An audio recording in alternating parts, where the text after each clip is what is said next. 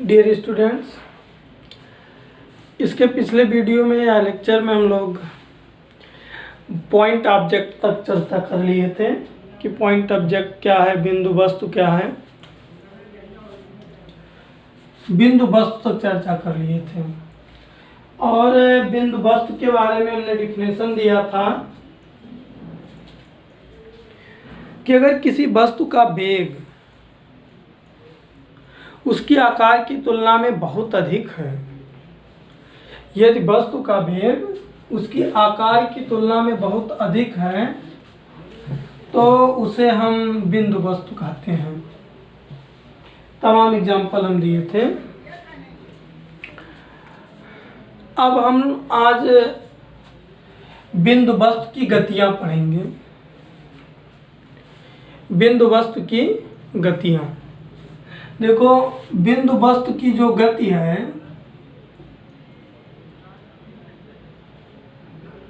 आज का हेडिंग हम लोगों का होगा बिंदु वस्तु की गति।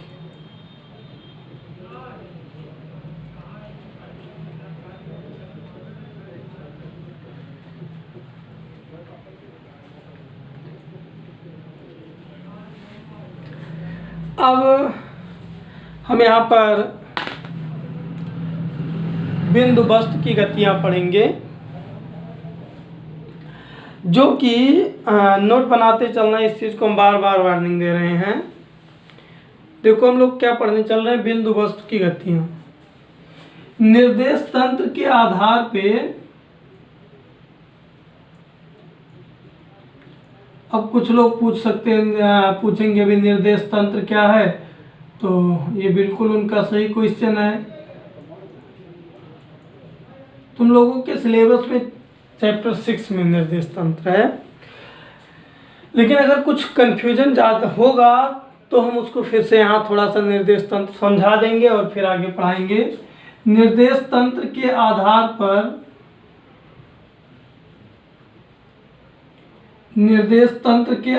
पर बिंदु वस्तु की गति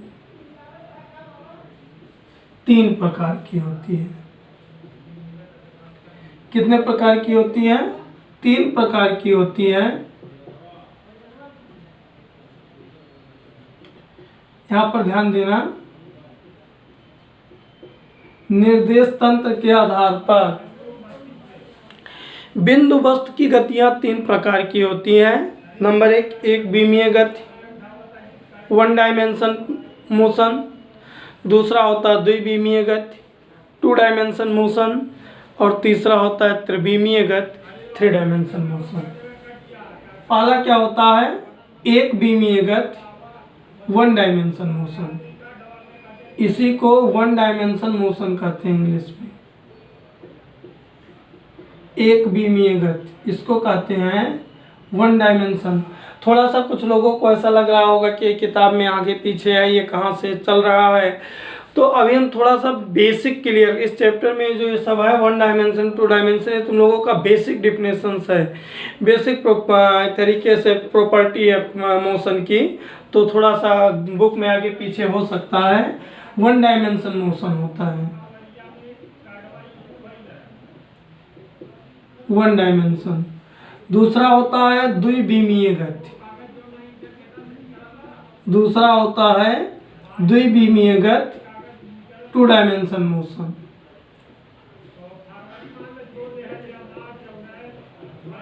टू डायमेंशन मोशन।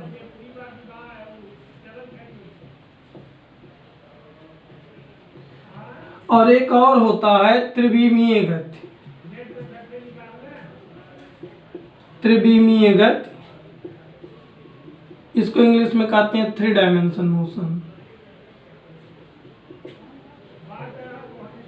इंग्लिश में कहते हैं 3 डायमेंशन मोशन। अब देखो 1 डायमेंशन 2 डायमेंशन और 3 डायमेंशन मोशन को अगर बहुत आराम से पढ़ने का प्रयास करोगे तो ये बहुत ज़्यादा अच्छे से क्लियर हो जाएगा और ये काफ़ी मायने रखता है। ये गति को निर्धारित करने के लिए, गति को ग्राफ में निरूपित करने के लिए काफ़ी योगदान देता है। यही सब कन्फ्यूजन हो जाने के कारण लोग गति को, स्थिति को ग्राफ में रिप्रेजेंट नहीं कर पाते हैं। हम कह रहे हैं बिंदु वस्तु की गतियाँ कितने प्रकार की होती हैं? 3 प्रकार की, 1 डायमेंशन मोशन, 2 डायमेंशन मोशन और 3 डायमेंशन मोशन। एक बीमीय गति, द्विबीमीय गति और तीसरा त्रिबीमीय गति। तो आज हम लोग इस पर चर्चा करेंगे कि एक बीमीय गति और द्विबीमीय गति और त्रिबीमीय गति है क्या। अब यहाँ पर ध्यान दो, यहाँ पर ध्यान दो, अभी छोड़ दो एक बीमीय गति क्या है, द्विबीमीय गति क्या है, त्रिबीमीय गति क्या है, हमको किसी से कोई मतलब नहीं। हम कुछ एग्जाम्पल दे रहे हैं, उसको केवल बहुत ध्यान से देखो, सोचो समझो। मान लो एक कार सीधी सड़क पर जा रही है, एक कार सीधी सड़क पर जा रही है, कहीं चौराहा या तिराहा नहीं मिल रहा है। बहुत इत्मीनान से सोचना, एक कार जो है सीधी सड़क पर जा रही है और कार के सीधी सड़क पर जाते समय कहीं चौराहा और कहीं तिराहा नहीं है, तो तुम्हारा कार कैसा गति करने के लिए फ्री है? बताओ। एक कार है, वो कार एक सड़क पर जा रही है, सड़क पर कहीं चौराहा नहीं है, सड़क पर कहीं तिराहा नहीं है, एक सीधी सड़क केवल बनी है। तो अगर कार उस सड़क पर जा रहा है तो वो कैसे चल सकता है? बोलो, कैसे चल सकता है? नहीं बोलना है, चलो नहीं बोलना है तो हम समझा रहे हैं। जो कार है, जो सीधी सड़क बनी है उस पर जा रही है, तो वो कार या तो सीधे जा सकती है आगे या सीधे पीछे जा सकती है, दाएं बाएं नहीं मुड़ सकती है, क्योंकि सड़क केवल सीधा बना है, कहीं चौराहा तिराहा नहीं है। तो उस सड़क पर या तो सीधे आगे जाया जा सकता है या सीधे पीछे जाया जा सकता है। अगर इसमें थोड़ा भी डाउट हो तो एक और एग्जाम्पल हम तुम लोगों के सामने पेश कर दिए। रेलगाड़ी है, रेलगाड़ी पटरी पर चल रही है, तो वो रेलगाड़ी पटरी पर या तो आगे जा सकती है या फिर पीछे जा सकती है, लेकिन क्या दाएं बाएं या ऊपर नीचे चल सकती है? मुझे सोचकर बताओ। ये सब काफ़ी सिंपल, बहुत छोटे टॉपिक होते हैं, लेकिन कन्फ्यूजन लोग यही कर लेते हैं। हम कार का एग्जाम्पल दिए कि एक सड़क है, सड़क पर नहीं कहीं चौराहा है, ना सड़क पर कहीं तिराहा है।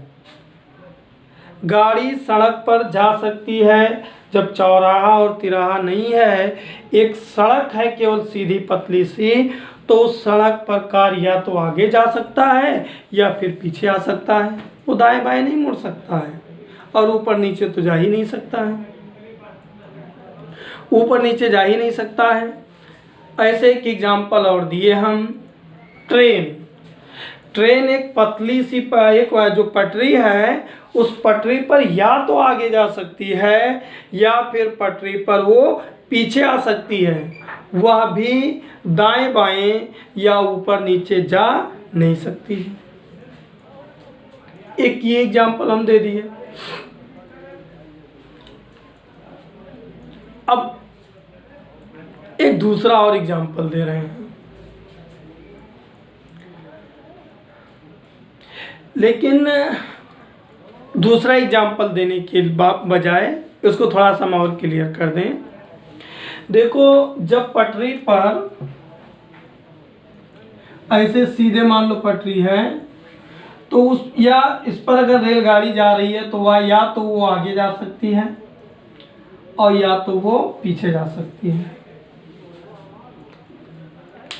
या तो ये आगे जा सकती है या तो पीछे जा सकती है। तुम लोग निर्देशांक ज्यामिति पढ़े हो, थोड़ा सा अब मैथ का इस्तेमाल करेंगे, और पढ़े हो इसलिए उसको ज़्यादा टाइम हम नहीं लेंगे। निर्देशांक ज्यामिति पढ़े हो, निर्देशांक ज्यामिति में एक्स वाई प्लेन पढ़े हो, एक्स वाई प्लेन पढ़े हो। अब देखो, अगर इस सीधा रेलगाड़ी के चलने को, सीधा बस के चलने को कार के चलने का निरूपण करना होगा तो वो ऐसे देखो एक अक्ष से काम हो जाएगा। वो या तो x अक्ष पर सीधे जा सकता है, देखो एक भी में वो जो एग्जाम्पल दिए हम उसको समझो। अब मान लो वो व्यक्ति इस x अक्ष पर है तो x अक्ष पर या तो वो सीधे आगे की ओर जाए, या तो वो सीधे आगे की ओर जाए या सीधे पीछे की ओर जाए। क्या वो यहाँ दौड़ कर आने के लिए स्वतंत्र है? यहाँ दौड़ कर आने के लिए स्वतंत्र है? इस पर दौड़ कर आने के लिए स्वतंत्र है? नहीं है, क्योंकि उसके लिए कंडीशन बना है या तो वो सीधे आगे जाए या फिर वो सीधे पीछे आए। यानी कि वो चाहे x अक्ष पर दौड़े चाहे y अक्ष पर ऊपर नीचे दौड़े। अगर वो y अक्ष पर दौड़ रहा है तो वो y अक्ष पर ही दौड़ेगा, चाहे ऊपर जाए चाहे नीचे जाए। अगर x अक्ष पर दौड़ रहा है तो वह x अक्ष पर ही आगे पीछे दौड़े और कहीं नहीं जा सकता है। अर्थात हम ऐसा कह सकते हैं इन सब गतियों के निरूपण के लिए एक अक्ष की जरूरत होती है, चाहे वह अक्ष x अक्ष हो, चाहे वह अक्ष y अक्ष हो और चाहे वह अक्ष z अक्ष हो। किसी एक अक्ष से काम हो जाएगा ना, तो इसका हम डिफिनेशन इस आधार पर बना सकते हैं। ऐसी गतियाँ जिनको निर्देश तंत्र में निरूपित करने के लिए किसी एक अक्ष की आवश्यकता होती है, एक विमीय गति कहते हैं। क्या देखो यहाँ पर हम एक विमीय गति का डिफिनेशन क्या निकाल कर लाए? एक विमीय गति का हम लोग डिफिनेशन क्या पढ़े? एक विमीय गति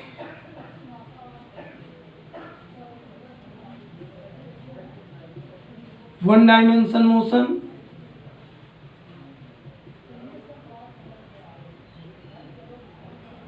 वन डायमेंशन मोशन। क्या ऐसी गतियां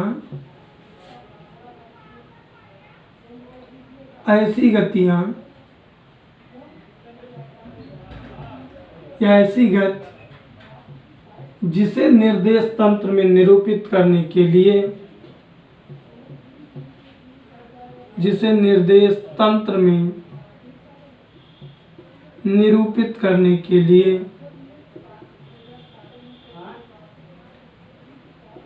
निरूपित करने के लिए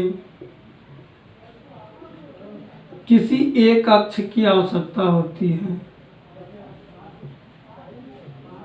किसी एक अक्ष ब्रैकेट में लिख सकते हो, समझ चुके हो, x अक्ष y अक्ष या z अक्ष। किसी एक अक्ष की आवश्यकता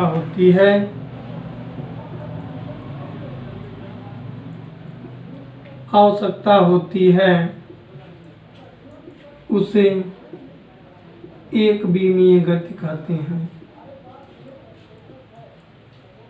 क्या कहते हैं? एक विमीय गति कहते हैं।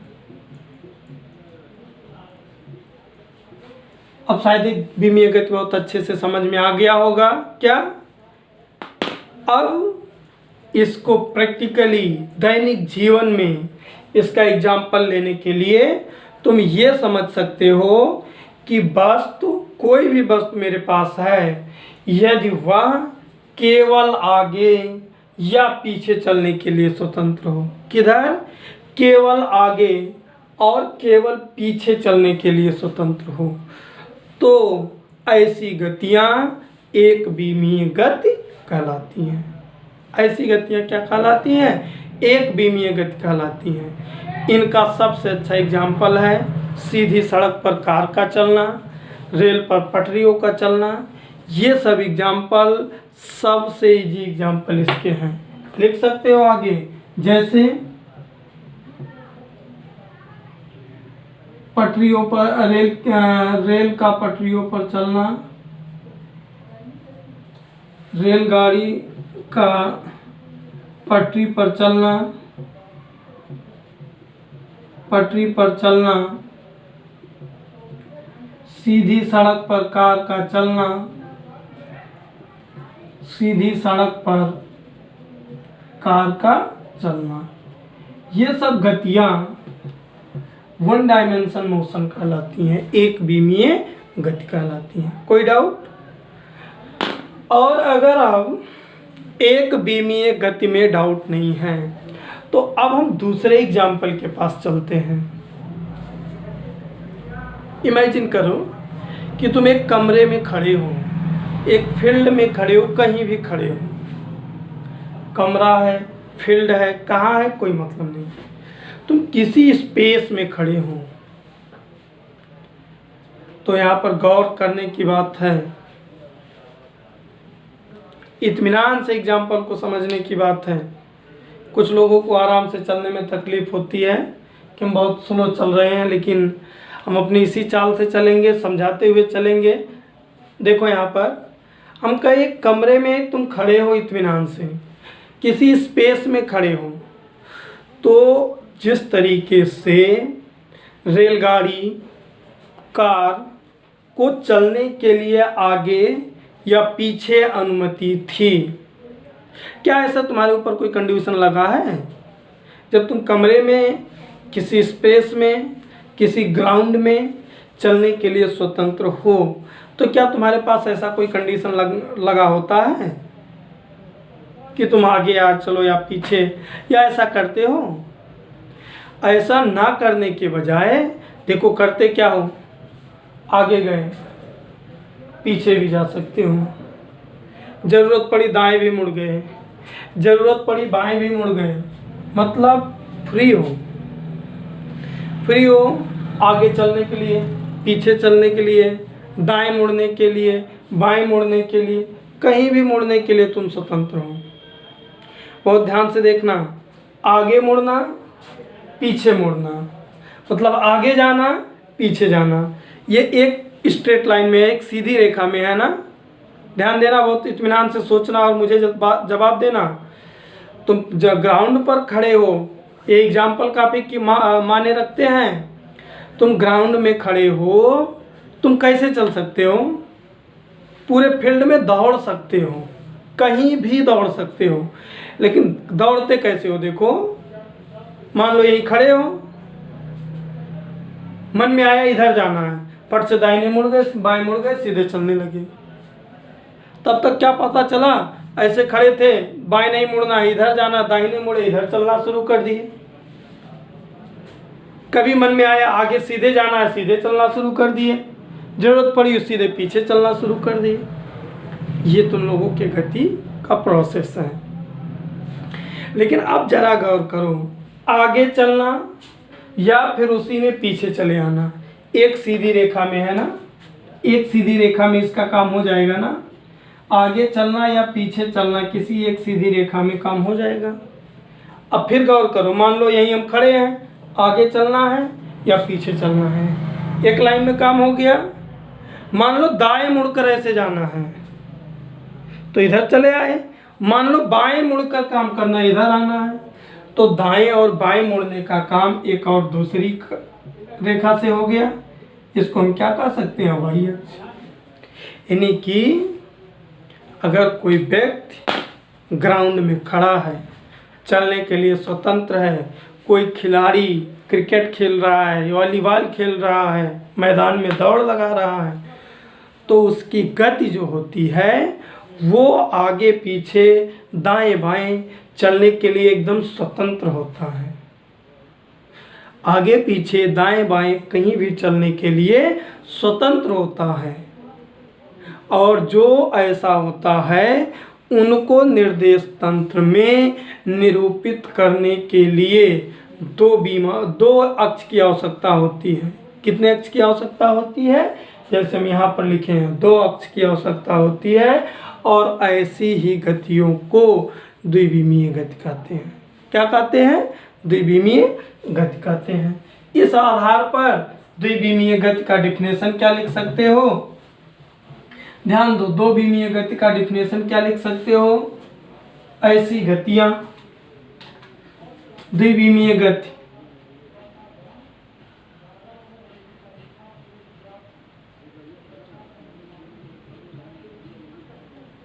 To dimension motion.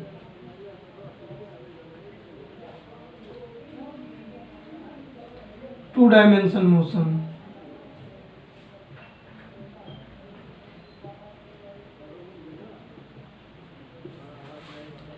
Two dimension motion को क्या लिख दें हम? ऐसी गतियां जिनको क्या करने के लिए, निर्देश तंत्र में निरूपित करने के लिए दो अक्षों की आवश्यकता होती है, उसे द्विविमीय गति कहते हैं। समझाएं कैसे, तो समझ में आ गया होगा।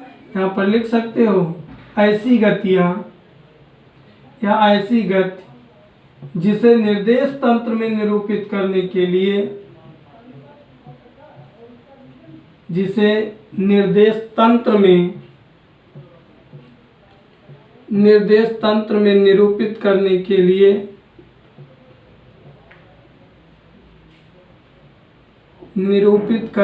लिए दो अक्षों की आवश्यकता होती है। दो अक्षों की आवश्यकता होती है।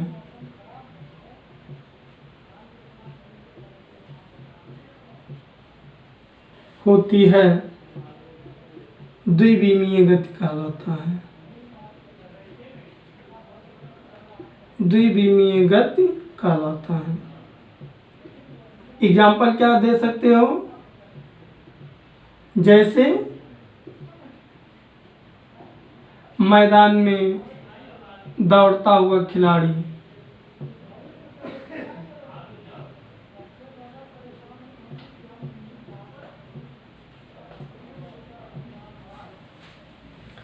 अब शायद तुम लोगों को कोई दिक्कत नहीं होगी वन डायमेंशन और टू डायमेंशन मोशन को समझने में। वन डायमेंशन मोशन में कोई डाउट नहीं हुआ होगा, टू डायमेंशन मोशन में कोई डाउट नहीं हुआ होगा। अब जब वन डायमेंशन मोशन और टू डायमेंशन मोशन दोनों में डाउट नहीं होता है, तो अगला तरीके का मोशन होता है थ्री डायमेंशन मोशन। अगले तरीके का जो मोशन होता है वो होता है थ्री डायमेंशन मोशन। क्या होता है? Three dimension motion. तो थ्री डायमेंशन मोशन, त्रिविमीय गति क्या होता है, इस चीज को जरा देखो। त्रिविमीय गति क्या होता है, थ्री डायमेंशन मोशन क्या होता है, इसको जरा ध्यान दो।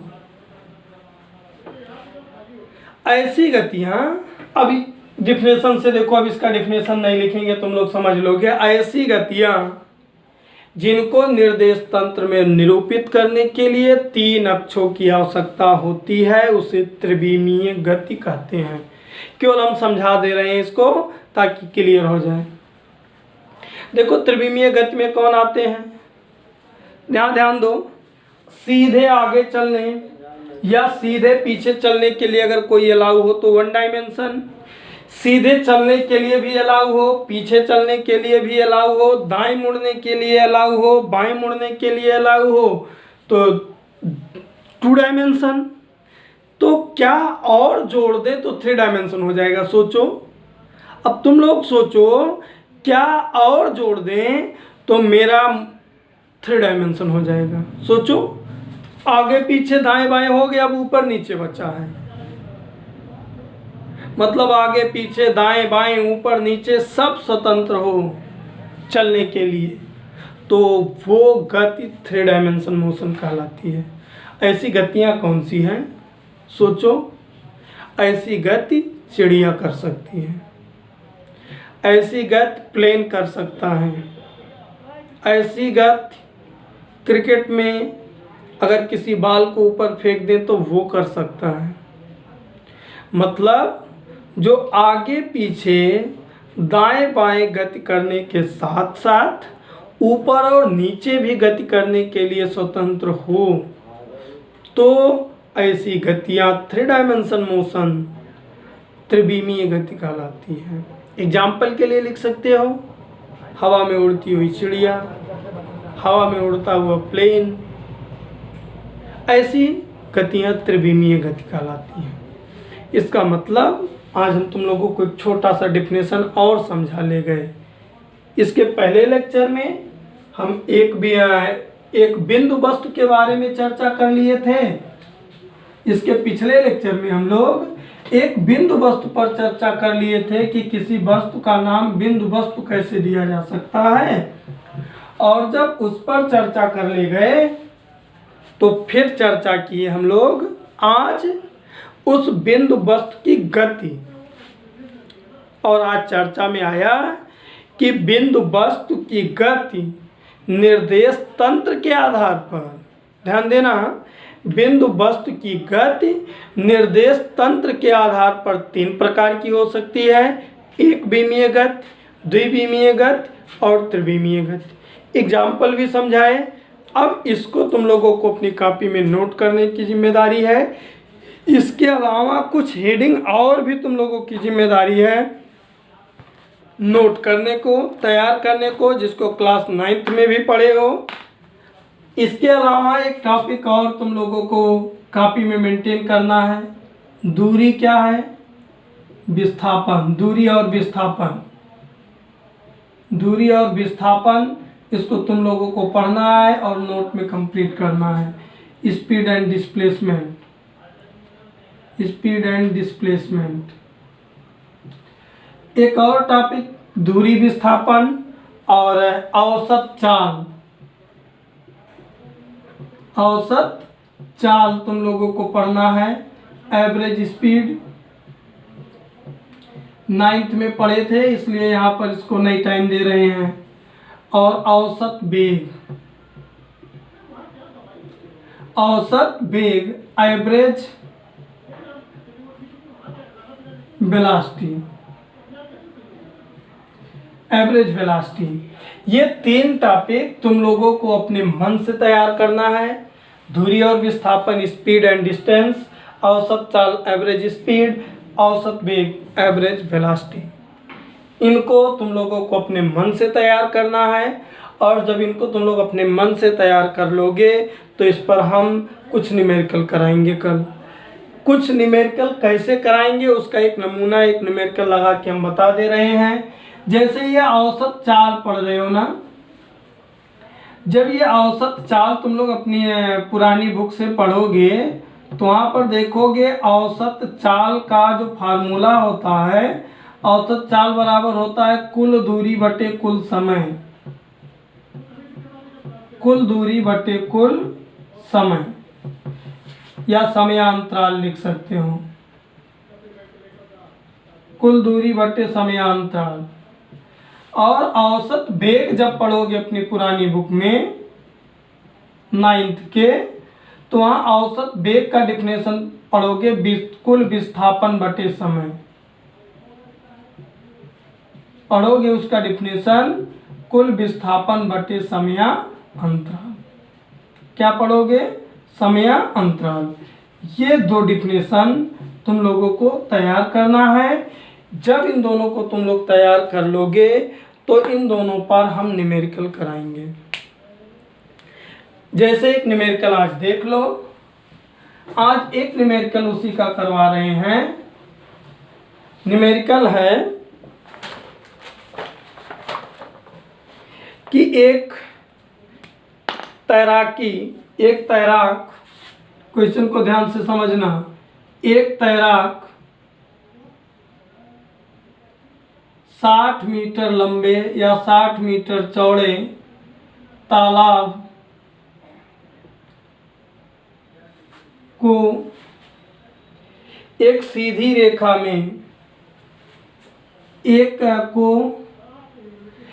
तैराक 60 मीटर चौड़े तालाब को 1 मिनट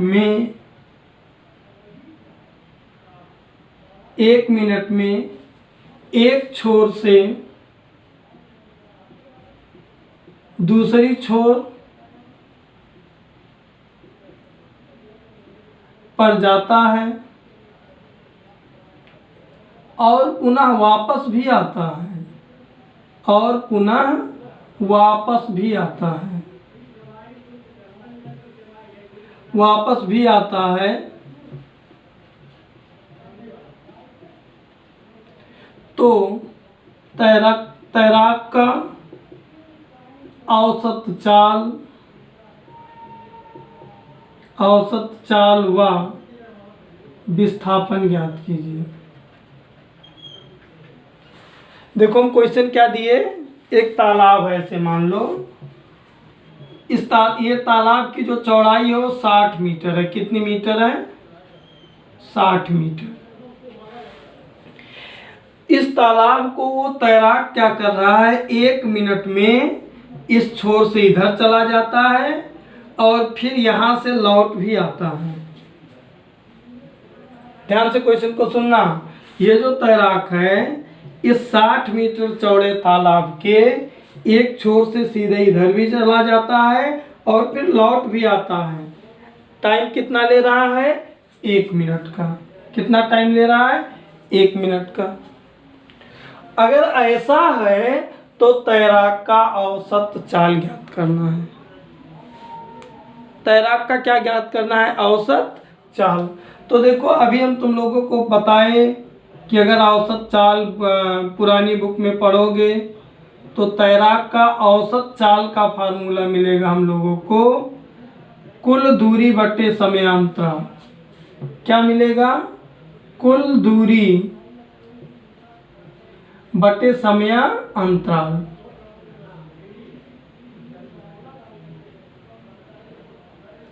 कुल दूरी बटे क्या? समयांतराल। अब जरा मुझे सोच कर बताओ, तैराक एक छोर से दूसरी छोर जाने और वापस आने में कितनी दूरी चलेगा? कितनी चलेगा? 120। राइट। कितना चलेगा? 120। देखो 60 गया और फिर 60 वापस आया, कितनी दूरी चला? 120। लिखोगे यहां पर, तैराक एक छोर से दूसरी छोर पर जाने, दूसरे छोर पर जाने और वापस आने में चली गई दूरी कितना होगा? 60 + 60 बराबर 120 मीटर। और जाने और आने में टाइम कितना ले रहा है? समय 1 मिनट का। तो अब निकाल दो, चाल कुल दूरी कितना चला? 120 और समय कितना लिया? 1 मिनट। 1 मिनट का मतलब 60 सेकेंड। 0 0 से कट गया, 6 दूनी 12, कितना? 2 मीटर पर सेकेंड। उस तैराक का औसत चाल कितना हुआ? 2 मीटर पर सेकेंड। लेकिन देखो कह रहा है औसत चाल व विस्थापन ज्ञात कीजिए। लेकिन जब औसत विस्थापन निकालोगे तो ये जरा देखो, औसत विस्थापन में फार्मूला क्या होगा? कुल दूरी, औसत चाल नहीं, देखो यहाँ गलत लिख दिए हैं, औसत चाल व वेग, गलत हो गया था, औसत वेग। लेकिन जब औसत वेग निकालोगे तो औसत वेग में होता है कुल विस्थापन बटे समय, कुल विस्थापन बटे समयांतराल। तो एक चीज देखो, मुझको बताओ, तैराक इस छोर से यहां तक जाने में और फिर वापस आने में कितनी दूरी, कितना विस्थापन करेगा? कितना करेगा? 120? नहीं, 0 करेगा। देखो 0 क्यों करेगा? तैराक यही था, यहाँ से दूसरी छोर पर गया, मान लो +60 चला, फिर वापस आते समय वापस चला आया तो -60, +60 -60 क्या हो गया? क्या हो गया? 120। नहीं, क्या 120 नहीं, बल्कि तो लिखोगे तैराक का कुल विस्थापन कितना है? 0 है। तो कुल विस्थापन 0, समय 1 बराबर क्या? 0 मीटर प्रति सेकेंड। समझ में आया कि नहीं आया? वेग उसका क्या हो जाएगा? 0 मीटर प्रति सेकेंड, जबकि चाल हो जाएगा 2 मीटर प्रति सेकेंड। ऐसे क्वेश्चंस को हम कल कराएंगे, लेकिन जितनी हेडिंग को तुम लोगों को कॉपी में तैयार करने को कहे हैं उतने हेडिंग को अवश्य तैयार करना।